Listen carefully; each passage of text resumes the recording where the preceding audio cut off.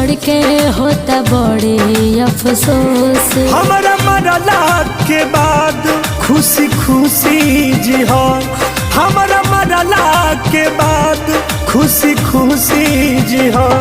हमारा चीता में आग जान तू ही दी हो, हमारा चीता में आग जान तू ही दी हो। बर्बाद कर दिलू जा।